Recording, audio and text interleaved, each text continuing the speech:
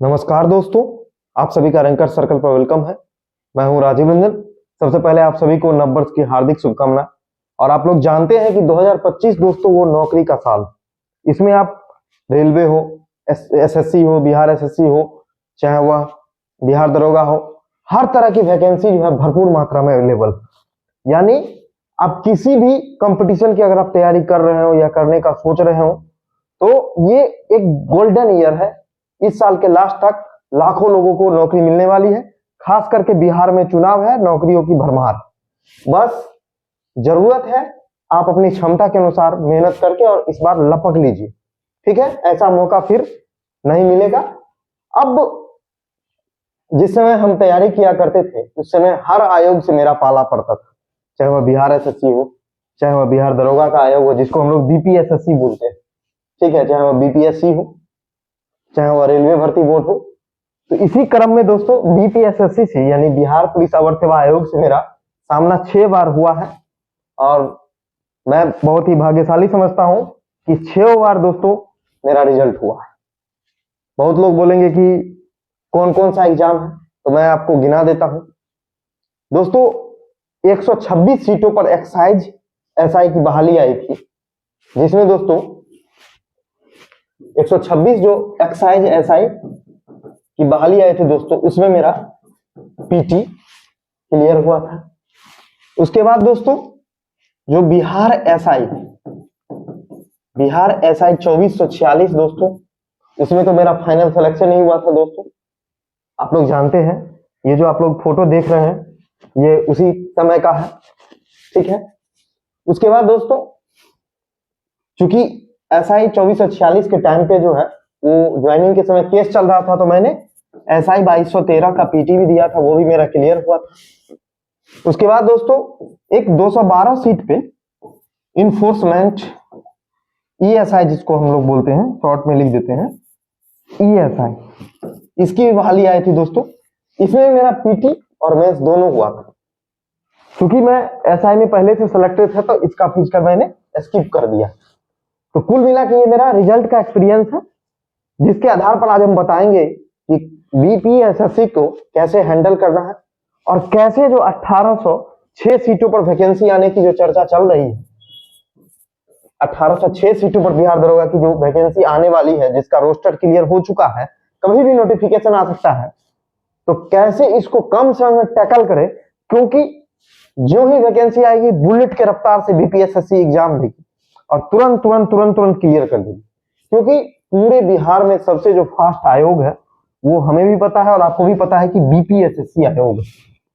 जो अपनी रफ्तार से नहीं चलेंगे, जो आयोग की रफ्तार से नहीं चलेंगे, वो पीछे छूट जाएंगे, ठीक है। और मैं भी लगातार वैकेंसी आ रही, हो सकता है कि इस बार के बाद थोड़ा बहुत जो रफ्तार है उसमें कमी आ जाए, मतलब वैकेंसी आने में डिले हो या फिर थोड़ा टाइम लगे या फिर कुछ दिनों के लिए होल्ड हो जाए। तो सोच लीजिए जो भी बचे हुए लोग हैं उनको कैसे टैकल करना है। तो सबसे पहले दोस्तों आज हम इस वीडियो में चर्चा करेंगे सिलेबस क्या है, बुक लिस्ट, सेट प्रैक्टिस और जो सबसे इंपॉर्टेंट है समय प्रबंधन और खुद का प्रबंधन, मतलब self management and time management. तो आइए हम लोग स्टार्ट करते हैं। सबसे पहला है दोस्तों वो है सिलेबस, ठीक है। देखिए बिहार में जितना भी एग्जाम होता है वो सब कहीं ना कहीं जीके प्रधान एग्जाम होता है। और कुछ एग्जाम तो ऐसा है जिसमें आप सिर्फ जीके मजबूत है, अच्छे लेवल का पकड़ है आपको, तो रिजल्ट होने की संभावना बहुत अधिक है। जिसमें सबसे पहला बिहार एसआई है और दूसरा दोस्तों वो है बिहार पुलिस। क्योंकि इसमें मैथ रीजनिंग बहुत कम, 8 से 10% क्वेश्चन रहता है, वो भी आप इजीली कर ले जाइएगा, तो इतना ही रहता है। बाकी आपका जीके जीएस और इसी टाइप का सब्जेक्ट मिक्स रहता है, ठीक है। जीके का महत्व दोस्तों वो बिहार के हर एग्जाम में है, चाहे आप बीएसएससी दीजिए, यहाँ भी 50% क्वेश्चन जो है सो पूछा जाता है, चाहे आप बीपीएससी दीजिए, ठीक है, यहाँ भी आपको पीटी में जो है सो अच्छा खासा क्वेश्चन आता है। तो मतलब पूरा का पूरा जीके ही रहता है। तो ये जितने भी एग्जाम है दोस्तों, कहीं ना कहीं आपको जो इसका जो सिलेबस है लेवल डिफरेंस हो सकता है कि बीएसएससी में जिस टाइप का जीके पूछे उस टाइप का जीके जो है बिहार पुलिस ने नहीं पूछे, या बिहार पुलिस में जो पूछे वो आपको बिहार एसआई में नहीं पूछे। ये हो सकता है, लेकिन जो सब्जेक्ट है आपका, और जो टॉपिक है दोस्तों, टॉपिक है और जो मटेरियल है दोस्तों, स्टडी मटेरियल, वो दोस्तों कमोबेश सेम है, एक जैसा है। ठीक है, अगर आप एक बार अच्छी तैयारी कर लेते हैं तो बार बार जो है आपको बस रिवीजन की जरूरत है, उसी में आपको लेवल बढ़ाना घटाना है, उसके बाद आपका रिजल्ट का खाता खुलना शुरू हो जाएगा, जैसा कि मेरे साथ हुआ। अब मेरा एक प्लानिंग रहता है, स्ट्रेटजी रहता है कि जब भी हम तैयारी करते हैं तो बिहार के एग्जाम में मैंने गौर किया है कि 3 सब्जेक्ट जो है वो मेजर रोल अदा करते हैं। जो जीके के बारे में हम बात कर रहे हैं, सबसे पहला रोल अदा करता है दोस्तों वो है हिस्ट्री। ठीक है, चाहे कोई भी एग्जाम हो, इन जनरल हम बता रहे हैं, दरोगा के अलावा भी और भी एग्जाम अगर आप देते हैं।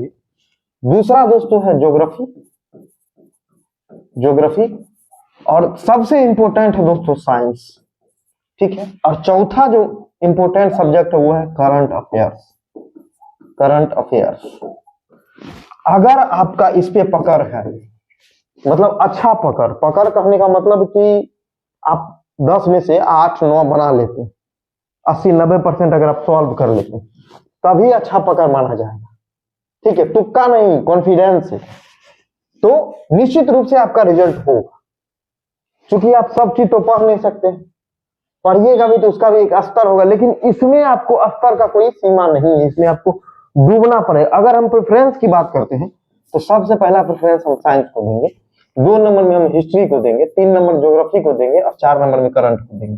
कोई एग्जाम में जैसे बीपीएससी वगैरह में करंट बहुत ज्यादा पूछा जाता है, तो वहां पर बदल जाएगा, हम दरोगा के हिसाब से बात कर रहे हैं। ठीक है, तो इस तरह से आपको ये प्रेफरेंस के अकॉर्डिंग पढ़ना है। अब बात ये है कि हिस्ट्री में भी 3 सेक्शन होता है। हम ऐसा गौर किए हैं दोस्तों कि 2 सेक्शन से ज्यादा क्वेश्चन पूछे जाते हैं। हिस्ट्री का सबसे ज्यादा क्वेश्चन मॉडर्न, और उसके बाद दोस्तों एंशिएंट। अब एंशिएंट से इसलिए ज्यादा क्वेश्चन पूछा जाता है क्योंकि बिहार का जो एंशिएंट हिस्ट्री है वो कहीं ना कहीं इंडिया का एंशिएंट हिस्ट्री है, इसलिए एंशिएंट पे फोकस रहता है, और मॉडर्न तो है ही। ठीक है, उसके बाद अगर हम ज्योग्राफी की दोस्तों बात करते हैं तो ज्योग्राफी में दोनों सेक्शन से क्वेश्चन आते हैं। ठीक है, चाहे इंडियन हो चाहे वर्ल्ड हो, लेकिन इंडियन ज्योग्राफी ज्यादा पूछे जाने की संभावना रहती है, पूछे जाते भी, इसलिए इंडियन ज्योग्राफी को अच्छे से करना है, लेकिन वर्ल्ड ज्योग्राफी को भी इग्नोर नहीं करना है, क्योंकि कभी कभी 5, 6, 7 तक को भी क्वेश्चन आए हैं। तो वर्ल्ड ज्योग्राफी में जो क्वेश्चन होता है उसका एक क्राइटेरिया रहता है, जैसे नदी है, झील है, पर्वत है, पठार है, मरुस्थल है, रेगिस्तान है, मतलब इस टाइप का क्वेश्चन जो है ज्यादा जो है हाईलाइटेड क्वेश्चन ही पूछा जाता है वर्ल्ड में। लेकिन इंडियन ज्योग्राफी जो है वो थोड़ा सा डीप में जाके भी पूछा जाता है। तो आप समझ रहे होंगे कि कैसे कैसे एनालिसिस करना। साइंस में दोस्तों, साइंस में तीनों पार्ट इक्वली इंपोर्टेंट है, बराबर महत्वपूर्ण है, लेकिन जो स्टूडेंट जो होते हैं जो वेटेज के हिसाब से, और मेरा भी अपना मानना है कि साइंस में जो है वो आपको सबसे ज्यादा बायोलॉजी पे फोकस करना चाहिए, उसके बाद फिजिक्स पे और केमिस्ट्री पे जो है आप तीसरे नंबर पे रख सकते हैं। ये प्रेफरेंस ऑर्डर इसलिए बता रहे हैं क्योंकि आपको ध्यान में रहे कि किस सब्जेक्ट को कैसे तोड़ के और कहाँ पे ज्यादा समय देना है, कहाँ पे ज्यादा मेहनत करना है, जहां पे हम जो है ज्यादा से ज्यादा अंक अर्जित कर सके। उसके बाद करंट अफेयर्स में बहुत सारे लोग परेशान रहते हैं, कहते हैं कि रोज पढ़ें, 1 घंटा पढ़ें, क्या करें नहीं करें।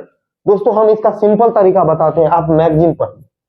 मैगजीन अगर आप मंथली पढ़ना चाहते हैं तो आप पीडी प्रतियोगिता दर्पण पढ़िए, सबसे बढ़िया मैगजीन।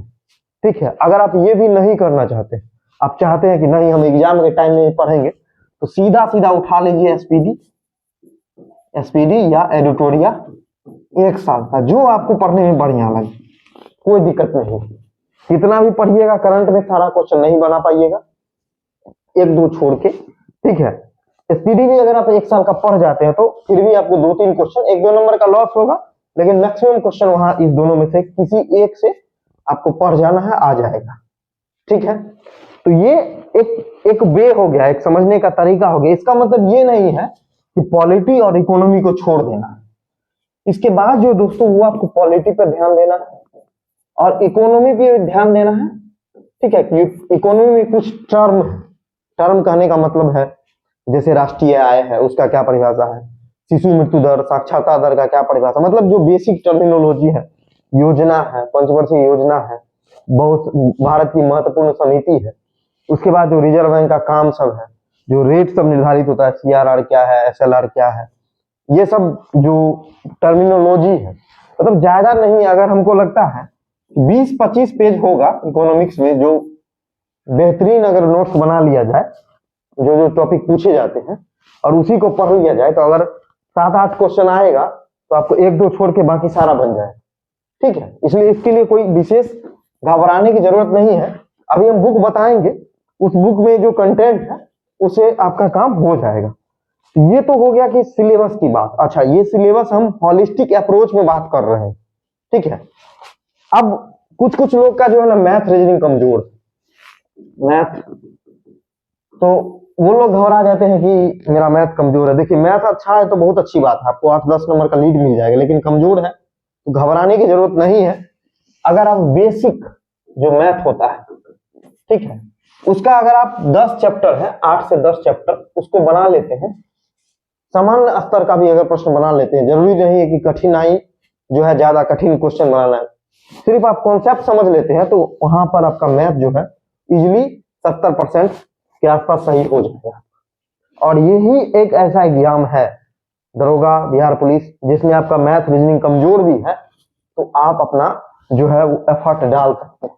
ठीक है, तो ये तो हो गया पहला जो कंप्लीट जो सिलेबस है, कहां पर कैसे फोकस करना है, क्या करना है, नहीं करना है, किसी को भी कम ज्यादा नहीं समझना, लेकिन आपको इस प्रेफरेंस के हिसाब से, इस ऑर्डर के हिसाब से आपको समय देना है, पढ़ना है। आप देखिए, अब कैसे पढ़ना है, क्या करना है, उसकी चर्चा हम लास्ट में करेंगे। अब जो है हमारा दूसरा पॉइंट है वो है बुक लिस्ट। देखिए, बुक लिस्ट में अभी आपके सामने 2 किताब है। सबसे पहला जो है वो है लुसेंट भवन, ठीक है, या क्राउन आप लोग देख रहे हैं। देखिए, हम जब तैयारी शुरू किए थे उस समय लुसेंट का फॉर्मेट दूसरा था, आज ये थोड़ा मोटा हो गया है, लेकिन अभी भी हम ये कहते हैं कि लुसेंट का तुलना कोई किताब नहीं कर सकता। अगर कोई करता भी है तो निश्चित रूप से लुसेंट से ज्यादा ही मोटा होगा, वो उसमें ज्यादा ही कंटेंट होगा। ठीक है, लेकिन इसको भी पढ़ने का एक वे है, एक तरीका है जिसकी हम चर्चा करेंगे। लेकिन इस दोनों में से ये या ये, इस दोनों में से कोई एक आपके पास होना ही चाहिए। ये मेरे तरफ से 100% रिकमेंडेड बुक है, वैसे होगा ही। आप कोई भी एग्जाम की तैयारी कर रहे हैं, बिहार SSC का, बिहार दरोगा, आपको पास होना ही चाहिए। ठीक है, दूसरा जो है दोस्तों वो है ऑब्जेक्टिव लुसेंट, ऑब्जेक्टिव लुसेंट। ठीक है, ये दोनों माध्यम में है, लुसेंट का डिस्क्रिप्टिव भी, ऑब्जेक्टिव। बहुत सारे लोगों को याद नहीं होता, याद करने में परेशानी होती है, एग्जाम में नया क्वेश्चन थोड़ा सा भी ट्विस्टेड देखते हैं तो चौंक जाते हैं। ठीक है, तो उनके लिए मैं ये रिकमेंड करूंगा, और जो भी लोग अच्छा से जो है टॉपिक पढ़ने के बाद अपना टॉपिक वाइज सेट लगाना चाहते हैं, प्रैक्टिस करना चाहते हैं, एग्जाम के क्वेश्चन पैटर्न से अवगत होना चाहते हैं, वो लोग इस बुक को ले सकते हैं। ठीक है, इसमें ऑब्जेक्टिव क्वेश्चन टॉपिक वाइज बहुत अच्छे तरीके से दिया गया है। अब तीसरा जो है दोस्तों वो है दरोगा के लिए स्पेशल ये बुक है, जो आपके सामने स्क्रीन पर है। ये बुक PYQ की बहुत बेहतरीन बुक है, हर एग्जाम के लिए, चाहे आप किसी भी एग्जाम की तैयारी कर रहे हो, उसका प्रीवियस ईयर क्वेश्चन ही भविष्य में कैसे तैयारी करना है उसकी दिशा बताता है। ये उस लिहाज से बहुत महत्वपूर्ण बुक है। इसमें 2008 से 2024 तक का जो है वो सॉल्यूशन है, ये तीसरा एडिशन है इस बुक का, और इसमें बहुत अच्छा से जो एक्सप्लेनेशन दिया गया है, और हर विषय का जो अध्ययन सामग्री है, जो हम बोल रहे थे पीछे 20-25 पेज का आपको कंटेंट चाहिए, तो वो इंपोर्टेंट कंटेंट भी इसमें दिया गया है, हर विषय का दिया गया है। ठीक है, तो आपको ये निश्चित रूप से लेना चाहिए। अगर आप दरोगा की तैयारी कर रहे हैं तो 100% लीजिए। ठीक है, PYQ में one of the best book, अच्छी किताब है, इसको ले सकते हैं। उसके बाद चौथी बुक उनके लिए है जिनका साइंस कमजोर है, जो साइंस से डरते हैं। ठीक है, तो उनके, हालांकि जो साइंस है या जो सारा सब्जेक्ट वो आपको पीछे के बुक से ही कवर हो जाएगा, ऐसा नहीं है कि उससे बाहर का क्वेश्चन आएगा, लेकिन फिर भी आप चाहते हैं कि नहीं हमको साइंस थोड़ा अच्छे से पढ़ना है, तो क्विक बुक आती है, क्विक बुक दृष्टि पब्लिकेशन की, उसको आप लोग ले सकते हैं। और जो लोग चाहते हैं कि नहीं साथ साथ बिहार एसएससी की भी तैयारी हो, ठीक है, बिहार एसएससी का भी जो है हमको देना है, सीजीएल देना है, इंटर लेवल देना है, तो ये बुक भी आप ले सकते हैं। इसमें पहले चैप्टर वाइज थ्योरी है, फिर जो है इसमें चैप्टर वाइज क्वेश्चन। लेकिन इसमें दोस्तों कुछ कुछ चीज जो है ना, जैसे बायोलॉजी वगैरह जो है, इसमें बहुत ज्यादा मतलब डीप में दिया, और हमको लगता है कि उतना जो है वो पूछता भी नहीं, मतलब थोड़ा सा ज्यादा ही दे दिया है, ठीक है। कुछ चीज बहुत अच्छा है, जैसे फिजिक्स है, केमिस्ट्री एकदम कॉन्सेप्ट वाइज ठीक ठाक दिया हुआ, लेकिन बायोलॉजी वगैरह में कुछ कुछ चैप्टर में क्या है कि बहुत ही ज्यादा, और उतना जो है सिंप्लीफाइड लैंग्वेज नहीं, इसका सिंप्लीफाइड लैंग्वेज है, ठीक है। तो कोई भी एक चीज, एक बुक आप इस दोनों में से ले सकते हैं, अपने हिसाब से बुक शॉप पे जाके देखिए, जो अच्छा लगे वो आप ले सकते हैं। तो ये उनके लिए है जिनका साइंस कमजोर है, बाकी हो जाएगा पीछे से भी। अब मैथ वालों के लिए क्या है कि अब बीएसएससी का जो है वो मैथ का बुक आता है, ये प्रीवियस ईयर क्वेश्चन है, लेकिन प्रीवियस ईयर क्वेश्चन है बीएसएससी का, लेकिन इसमें इंपोर्टेंट जो क्वेश्चन सब है ना वो सबको कलेक्ट कर लिया गया। इसको बनाने से क्या होगा ना कि चाहे वह एसआई हो, चाहे वह बीएसएससी हो, इसका एक अच्छा स्तर पता चल जाएगा। लेकिन अगर आप पहले से आपका मैथ अच्छा है, अगर आप कोई और मैथ का स्पेशल बुक बनाए हुए हैं, एसएससी रेलवे की तैयारी की है, तब इसकी कोई जरूरत नहीं, ये बस शॉर्टकट के लिए एक प्रैक्टिस की तरह ये बुक है, ठीक है। और लास्ट में है दोस्तों करंट अफेयर्स, जो कि हम बताए हैं कि एडिटोरियल या एसपीडी का आपको लेना है। इस दोनों में से जो आपको अच्छा लगे, जिसका भी लैंग्वेज अच्छा हो, उसको लेना है। अब ये तो हो गई दोस्तों बुक लिस्ट की बात। अब पढ़ना कैसे है, देखिए सबसे पहला नंबर कि पढ़ने में आपको सोर्स एकदम लिमिटेड रखना। कोई हमसे पूछता भी है पर्सनली तो हम उसको बताते हैं यही कि आपको जो सोर्स है वो लिमिटेड रखना है। एक तो आपको लुसेंट या क्राउन में से कुछ ले लेना है, प्लस में ऑब्जेक्टिव ले लेना है, और प्लस में वो पीवाईक्यू का जो बुक बताए थे, ये तीनों आपके पास रहना चाहिए।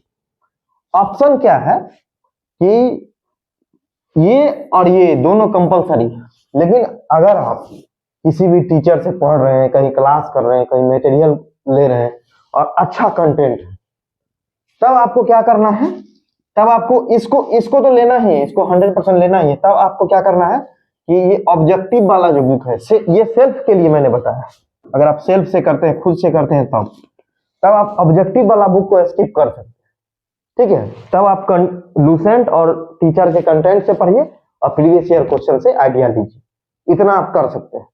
और जो भी बुक आप रखे हो, इसके अलावा करंट अफेयर्स हो, चाहे आपका साइंस का बुक हो, ये आपका चॉइस पे डिपेंड है, ठीक है। मैथ वगैरह तो जो ज्यादातर मैथ के क्वेश्चन मेंस में ही आते हैं, तो पीटी में जो है उतनी आवश्यकता नहीं है। अगर आप चैप्टर वाइज, अगर आप 300-400 क्वेश्चन का भी प्रैक्टिस कर लेंगे तो भी आपका काम हो जाएगा। तो ये हो गया अब पढ़ना कैसे। तो पहला सोर्स लिमिटेशन है। दूसरा ये है कि पढ़ने में सबसे ज्यादा फोकस क्या है ना कि आपको याद करना बहुत इंपॉर्टेंट है, याद करना, चाहे आप किसी तरह से याद कीजिए। अब इसका कोई लॉजिक नहीं है, आप शांत जगह का चयन कीजिए, अच्छे माहौल में पढ़िए, पर डे आप जो है सुनाइए, कुछ दोस्तों का ग्रुप बना सकते हैं, कोई कोचिंग में जो है आप, अगर कोई ऐसी व्यवस्था है online offline club group discussion के माध्यम से जो पर डे टास्क दे, आपसे उसका टेस्ट ले, आप उसको सुना सके। मैं तो जब याद करता था तो बुक को पढ़ने के बाद स्वतः जो है उसको बोलने का प्रयास करता था उस टॉपिक को, ठीक है। उसके बाद मैं देखता था कि हाँ हम अब पूरा तरह से याद हो गया है, सामने वाला सुन रहा है, हमको पूरा याद है, तो सुनने और सुनाने के बाद जो है उसका हम जो है ना ऑब्जेक्टिव देखते थे, लुसेंट का ऑब्जेक्टिव हो उससे हम बनाते थे, ठीक है। लेकिन सभी सब्जेक्ट को हम जो है लुसेंट से या इससे रिकमेंड नहीं करते, इसलिए नहीं करते हैं कि थोड़ा मोटा हो गया है।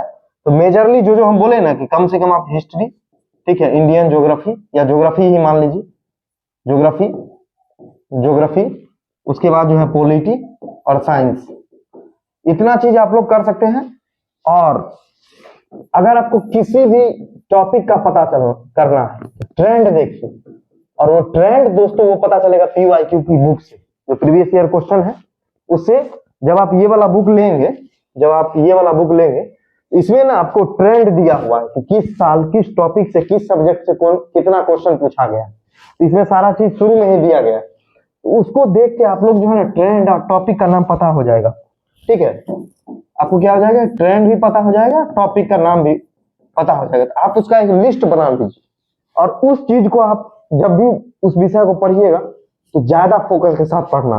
चाहे आप कोई भी सोर्स का इस्तेमाल कर रहे हो, तब क्या करना है आपको ट्रेंड के हिसाब से, क्योंकि हर एग्जाम का डिमांड और ट्रेंड अलग अलग होता है, उस हिसाब से आपको उस चीज को छांट के पढ़ना है, उसका ऑब्जेक्टिव लगाना है। ठीक है, उसके बाद जो दोस्तों आपका जो डाउट है वो डाउट आता है कि टाइम मतलब प्रैक्टिस सेट के बारे में।